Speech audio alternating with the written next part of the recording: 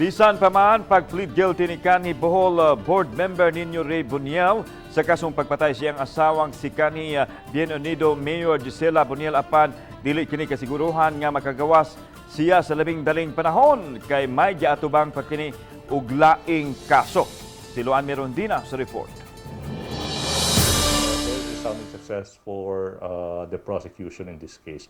And nagpasalamat luan sa ato ang mga state prosecutors. Kini ang pamahayag ni Attorney Amando Vergel Ligutan, private prosecutor sa kasong parricide batok kang kanhi Bohol board member Niño Boniel ug kaubanan. Sa pag-angko ni Boniel sa salaod, wala hinuon i-detalye ni ini kung sa dagat ba sa Lapu-Lapu City niya gilabay ang patayng lawas sa iyang asawa nga si Gisela niadtong Hunyo 7, 2017.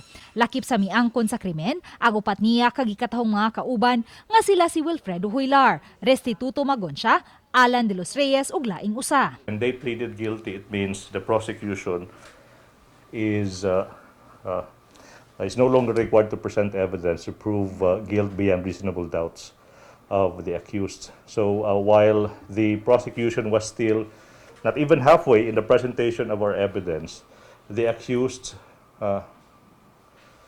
intimated that they would like to make a plea bargain with the state prosecutors. Subay ni ini, hayan mapaubsan ang iyang kasong parricide ngadto sa homicide ug mapaminusan usab ang sentensya ni ini kun ugaling makonbiktuman. Apan matud ni Ligutan, dili kini garantiya nga makagawas na sa labing daling panahon si Boniel. Human siya makaserbisyo og 5 ka tuig sa bilangguan kay may gi-atubang pakining kasong kidnapping ug serious illegal detention. Sentence nila is supposedly maabot unta nagreklusyon perpetua, but because of a plea bargain, that's how it works. Ang maximum now is 14 years ang ilahang imprisonments. They are still facing an equally grave offense, which is serious illegal detention and kidnapping. Reclusion perpetua gihapon na sila. So what we are saying is they'll not be getting out of jail anytime soon. Sa pagkakutlo ning balita, wala pa makuha og habig ang mga kabanay ni Gisela Boniel ning maong kalambuan.